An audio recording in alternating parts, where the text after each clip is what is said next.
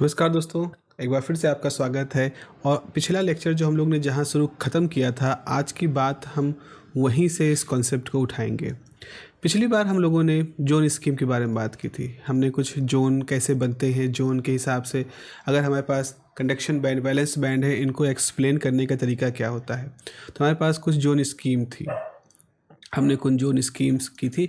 आखिरी में हम लोगों ने एक जोन स्कीम की बात की थी, रिड्यूस्ड जोन स्कीम। अगर आपको कुछ भूला भूला सा लग रहा है तो आप जो इसके पहले वाला, इस सीरीज़ का जो पहला वाला, इससे जस्ट पहले का जो वीडियो है उसको आप ज़रूर देखिएगा। वहाँ पे हमने एक बेसिक आइडिया डेवलप किया है रिड्यूस्ड जोन स्कीम का। चलिए इसके बारे में थोड़ा सा समझ लेते हैं, जल्दी से रिकैप कर लेते हैं। तो रिकैप में कुछ ऐसे है कि हम एक एक्सिस है जिस पे कि के को ले रहे हैं, एक एक्सिस है जिस पे कि हम एनर्जी को ले रहे हैं। तो ये हमारा कैसा डायग्राम है, एनर्जी और के के बीच का डायग्राम है, तो इसको हम ई के डायग्राम कहते हैं।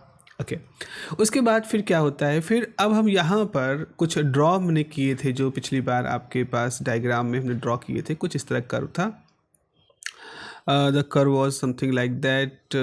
यहाँ से आपका इस तरह से हो रहा था और फिर इस तरह से चल रहा था वो, ऐसे इधर भी एक्सटेंड कर रहा था, इस तरह से चल रहा था। और इसके जस्ट ऊपर इट वाज लाइक दिस, इस तरह का था, इस तरह का था, ये था आपका।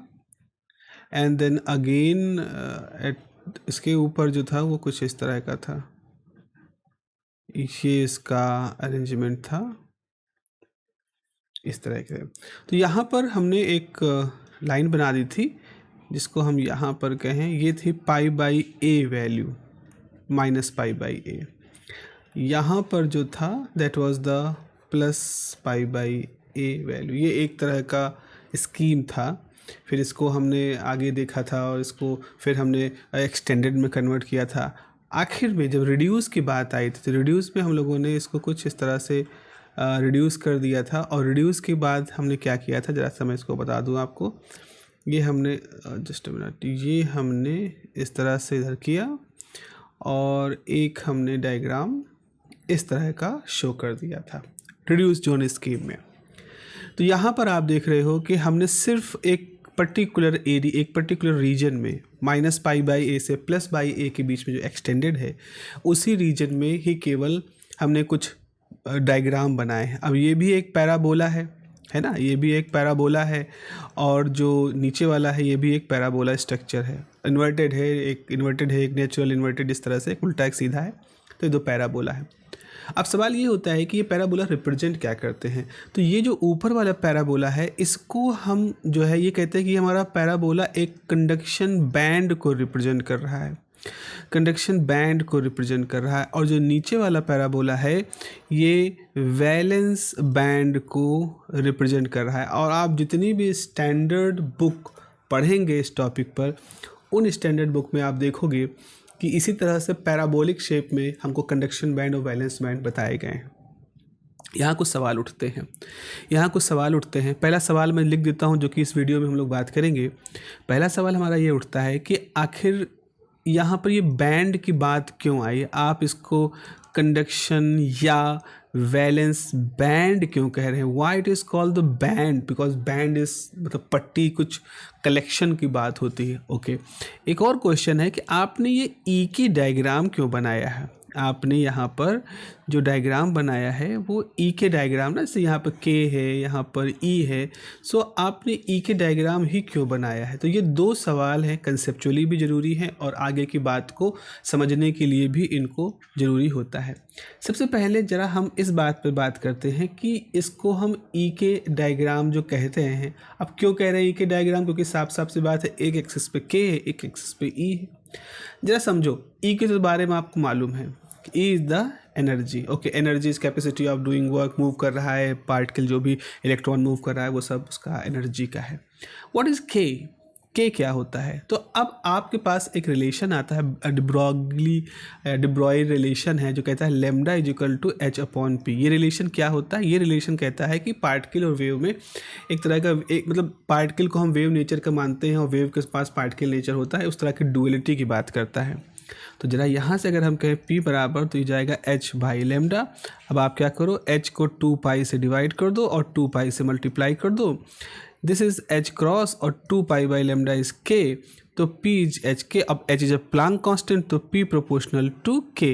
यानी कि जो मोमेंटम होता है आपका, जो इलेक्ट्रॉन है जो कि उस क्रिस्टल के अंदर मूव कर रहा है जिसकी आप स्टडी कर रहे हैं, उसका जो मोमेंटम होता है वो k को k के थ्रू रिप्रेजेंट करता है। तो बेसिकली जो E के डायग्राम है, ये क्या है डायग्राम, ये हमारा एनर्जी मोमेंटम डायग्राम है, ये एनर्जी और मोमेंटम डायग्राम है।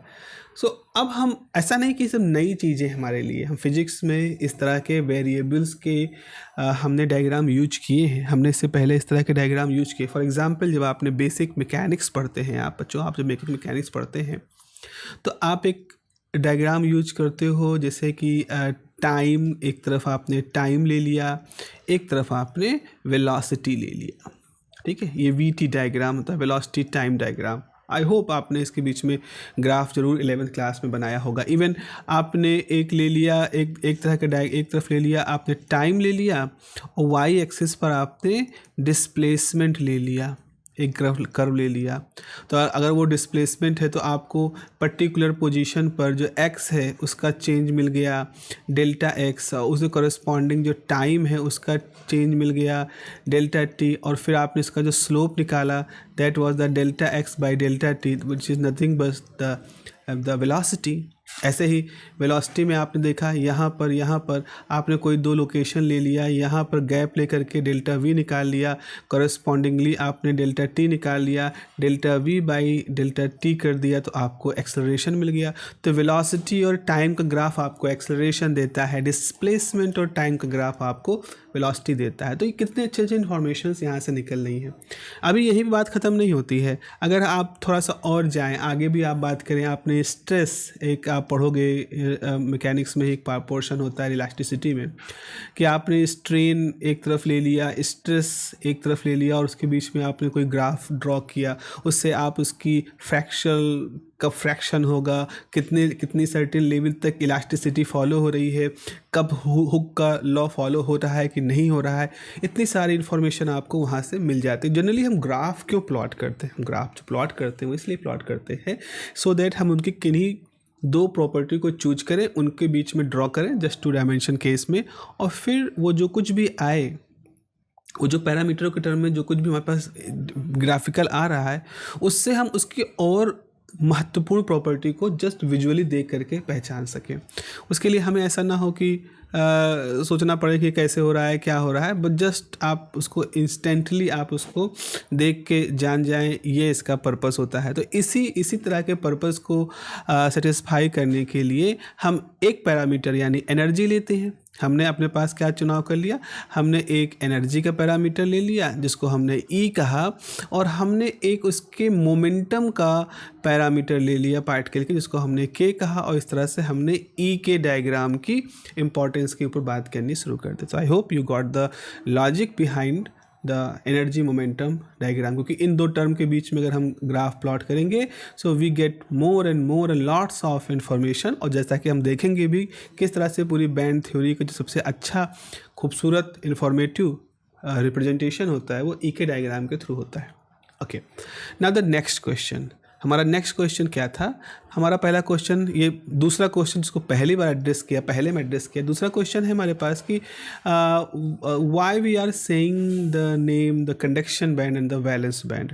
इसके बारे में बात हमने पहले भी की है। कंडक्शन बैंड का मतलब होता है वो इलेक्ट्रॉन, उन इलेक्ट्रॉन के एनर्जी कलेक्शन जो कि कंडक्शन में हिस्सा ले रहे हैं। अब भाई कंडक्शन का मतलब होता है वो इलेक्ट्रॉन जो कि अपने एटम से दूर हो चुके हैं, एटम से छूट के जा चुके हैं, एटम को आयनाइज करके बाहर जा चुके हैं और कंडक्शन में फ्री हो रहे, कंडक्शन में पार्टिसिपेट कर रहे हैं। वैलेंस इलेक्ट्रॉन्स वो होते हैं जो अभी भी न्यूक्लियस के चारों तरफ चक्कर लगा रहे हैं। फॉर एग्ज़ाम्पल, अभी जो इससे पहले हम लोग ने देखा था उसमें आप सोचो कि जैसे आपके पास कुछ ऐसा है, ये आपके पास एक एक्सिस है, ये आपके पास दूसरी एक्सिस है। Okay, this is the energy axis, this is the momentum axis, and you have a diagram like this. This is the one kind of diagram and let me change the colour so that identify कर सके हम। और ये हमारे पास एक दूसरा है। Okay, so this is what, this is the conduction band, this is the conduction band and this is the valence band. इस तरह से दो है ना, कंडक्शन बैंड है और वैलेंस बैंड है। अब देखो यहाँ पर क्या होता है। अब यहाँ पर क्या होने वाला है बच्चों, एक चीज़ समझो कि आप कोई वैल्यू चूज करो। किसकी वैल्यू चूज करनी? कोई के की वैल्यू चूज करो। आपने कोई के की वैल्यू चूज की और इस के की वैल्यू को जब आपने चूज किया और इस लाइन को आगे बढ़ाया तो ये लाइन यहाँ इंटरसेप्ट की और यहाँ पर एक एनर्जी की वैल्यू आई। ऐसे आपने कोई और के की वैल्यू चूज की तो उससे करस्पॉन्डिंग एनर्जी की वैल्यू आ गई। यहाँ पर भी एनर्जी की वैल्यू आ रही है। ऐसे आपने कोई और के की वैल्यू चूज की तो आपको कंडक्शन बैंड में भी एक एनर्जी मिल जाएगी और उससे करस्पॉन्डिंग एक वैलेंस बैंड में भी एनर्जी मिल जाएगी। चलिए हम क्या करते हैं, हम एक काम और करते हैं। हम क्या करें, ये जो नीचे वाली लाइन है इसको रेफरेंस लेकर के एक बेस यहाँ बना देते हैं और जो यहाँ वैलेंस बैंड का है इसको रेफरेंस लेकर के एक बैंड यहाँ शो कर सकते हैं। ऐसे इसकी लोअर लिमिट को हमने एक ऐसे शो कर दिया और इसकी अपर लिमिट को हमने ऐसे शो कर दिया। तो अब आप देखो यहाँ पर एक ख़ास बात देख रहे होगे, ये जो पूरा हिस्सा है, ये जो पूरा रीजन आप देख पा रहे होगे, दिस इज़ द रीजन जो कि कंडक्शन बैंड को बिलोंग कर रहा है और उसके नीचे जो रीजन है, ये वाला रीजन है, ये वैलेंस बैंड को बिलोंग कर रहा है। अब अगर हम यहाँ पर कोई भी पर्टिकुलर के चूज कर ले, कोई भी पर्टिकुलर के चूज कर ले, मान लो K1 K2 Kn कुछ भी चूज कर ले तो उसे करस्पॉन्डिंग एक एनर्जी होगी। तो अगर हमने मान लीजिए कोई वैल्यू के चूज की तो उसके लिए एक एनर्जी ये है, फिर हमने कोई दूसरी के वैल्यू चूज की तो उसके लिए भी एनर्जी है। अगर हम बहुत पास की के वैल्यू चूज करें तो आप पाओगे कि हमारा जो कंडक्शन बैंड है इसमें बहुत सारी लाइनें ड्रॉ कर सकते हैं। वो डिपेंड करता है इस बात पे कि आपने कितनी पास की के वैल्यू चूज की। उसके बाद फिर बीच में एक ऐसा हिस्सा पड़ेगा जहाँ पर किसी भी के की वैल्यू के लिए कोई एनर्जी नहीं होगा। देखो यहाँ पे कोई एनर्जी वैल्यू नहीं है। फिर आपके पास उन्हीं के वैल्यू के लिए बहुत सारी वैलेंस बैंड की एनर्जी होंगी। तो अगर आप इसको देखो तो ये क्या बन रहा है, एक बैंड बन रहा है। और ये बैंड क्या है, ये बैंड इस ग्रीन वाले कर्व के हिसाब से बन रहा है। और ग्रीन वाला कर्व किसको बिलोंग कर रहा है, उन इलेक्ट्रॉनों को जो कि कंडक्शन करने के लिए अवेलेबल है। ऐसे जो ब्लू वाला जो कर्व है ये वैलेंस इलेक्ट्रॉनों को बिलोंग कर रहा है जो कि बंधे हुए हैं। तो ये आपके पास एक बैंड बन गया। तो एक्चुअल में ये जो पैराबोलिक स्ट्रक्चर है हमारा, इस पैराबोलिक स्ट्रक्चर एक सीधा एक उल्टा, इसके थ्रू हम बैंड बनता हुआ देख रहे हैं।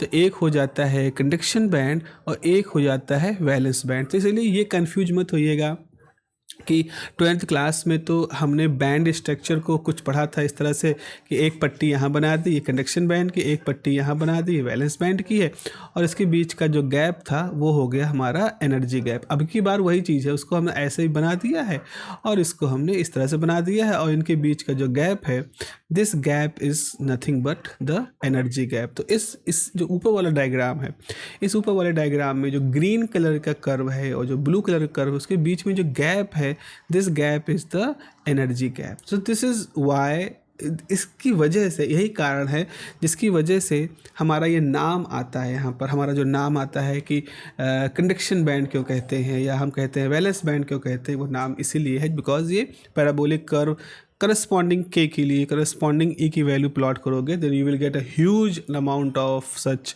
लाइंस और इसका मतलब है वो एक पट्टी की तरह से बिहेव करेंगे। सो इस तरह से इस पर्टिकुलर छोटे से कंसेप्चुअल कैप्सूल में हमने बात कर ली कि why we are dealing with the EK diagram and why the name conduction band and valence band originated. Okay, now the next topic is going to be a very important topic और वो topic होने वाला है, इसी का extension है कि दो तरह के बैंड भी होते हैं। एक होता है डायरेक्ट बैंड और दूसरा होता है डायरेक्ट बैंड गैप, इसको कहते हैं डायरेक्ट बैंड गैप, और एक दूसरा होता है जिसको कहते हैं इनडायरेक्ट, उल्टा उसका होता है इन डायरेक्ट बैंड गैप। सो हमारे पास दो तरह के बैंड गैप की बात होती है, direct band gap, indirect band gap, and we will discuss this very important concept in the very next lecture. Have a nice day. Take care. Bye bye.